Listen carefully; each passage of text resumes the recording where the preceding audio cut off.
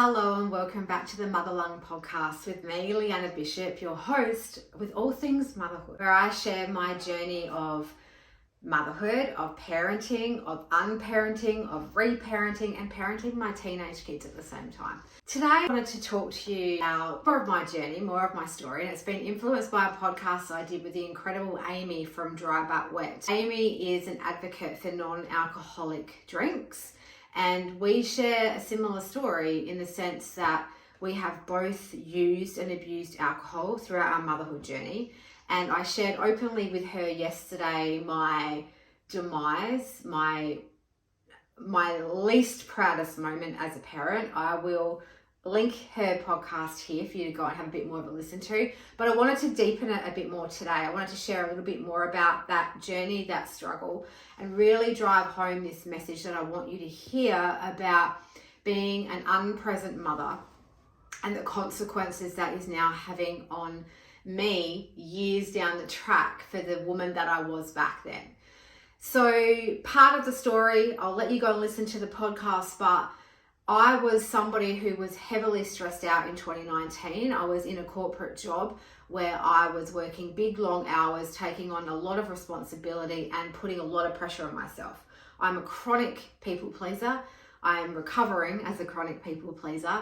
And as a result, I threw myself into this job because I believed that this was the only place that I had any worth in the world. I wanted to climb the corporate ladder. I wanted to prove myself amongst my peers. They were all men, the majority of them, and I wanted to really make my mark in the world, but I didn't realize that I was doing it out of dysfunction, and the stress that it caused on my relationship with my husband especially, and my children the most, has been a massive journey for me to unpack, massive emotions around all of that for me to unpack and sit with and move through. And today I wanted to share with you a little bit more about that. So I was a woman who had bought into very heavily the mummy wine culture. The mother who was working her ass off, who would openly boast about missing lunch and not having time to scratch myself and having to eat lunch at my desk if I ate lunch at all in the early days, and then using that as like a badge of honor to prove that I was worthy, to keep up with all the women that were around me. And it's such a societal standard that we have today, that women are meant to burn ourselves out, and if we are not, then we're lazy, or we don't do enough in the world, or who we are is less important than the other woman that's doing the same. And I was deep in that culture. Also deep in the culture of when we sat around and had some booze, that we would literally whinge, complain, gossip, moan about our lives, about our jobs, our careers, our colleagues, our husbands, our partners, our kids. They don't do this, he doesn't do that. It was so a part of who I was that I was addicted. And so having a wine, coming home at the end of the day and cracking open a bottle of wine and going, oh, great, now I feel good, was normal. I didn't talk about how I was feeling. I just poured another glass of freaking red wine.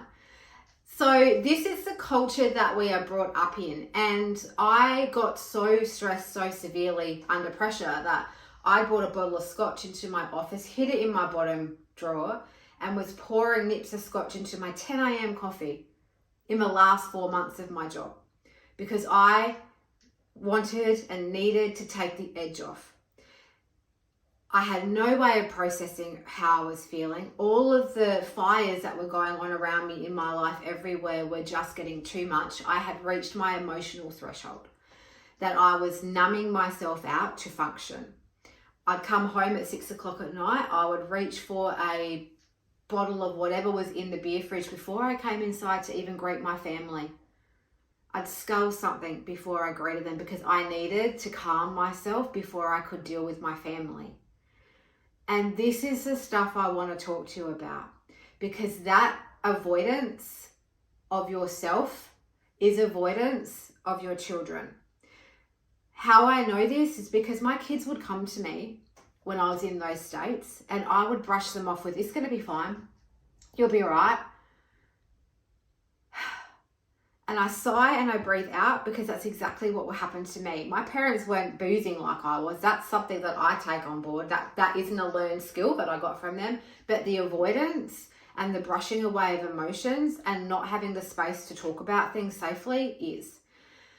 And so my stress was my focus when I was numbing myself out with booze and alcohol.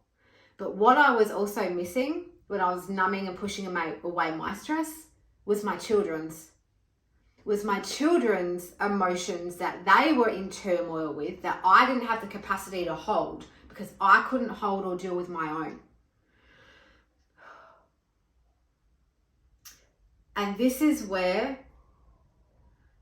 at the moment, for me in my own life, I am sitting with all of the guilt and shame that I've carried, and my body has stored around that.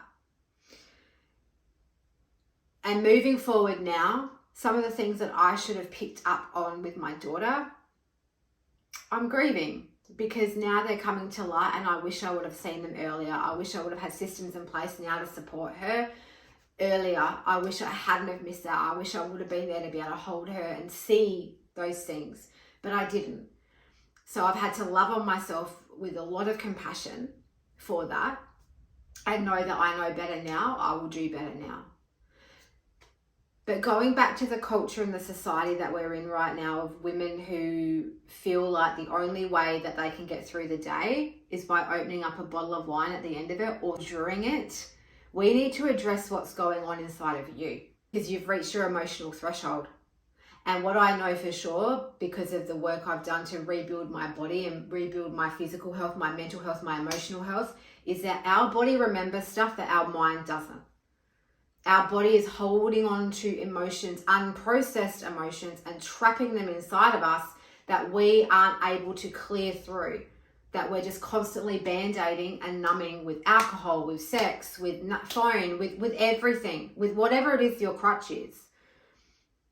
That emotional trauma is what's causing all of us right now to be reactive in our lives. Reactive in the sense that we either blow up at our loved ones or we numb them out. And the reason I say that is because I've done both. I've done both. And I wanted to share with you today that part of me, because maybe it might be a mirror for you. Maybe it might be your time right now to listen and go, holy shit. Yeah, maybe she's right. Maybe I am doing that. Maybe it's become such a habit now that I can't see that I'm doing it anymore. And that was what I was like until I got to that moment where I said, what the hell am I doing? And you'll hear about it in Amy's podcast. I shared something publicly I've never shared publicly before. My most horrendous parenting moment was a night that our friends had come around. We'd had dinner as a family, 2 families together sitting around the dining room table. And I had gotten myself so loaded on black sambuca that I was vomiting into an empty chip packet at the table in front of all of our children. And I didn't stop vomiting until 4 a.m. after my husband had taken me to the hospital. So I've done some things that I'm not proud of, and that I am now having to really remother myself and reparent myself and have big open conversations with my children about that time and about how we can move forward as a family, knowing now that I have created that safety within me to be able to hold them through the things that they're going through, so they don't repeat the cycle that I was in.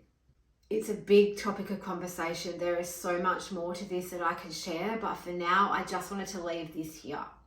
If you are feeling like you are the same, or you're feeling that same way, please reach out. Please find help. If it's not me, find someone who can help you. Find someone who's going to be able to give you the support and the guidance you need to feel through those emotions, to unblock what is keeping you stuck, so that you can change the path forward for you and your family.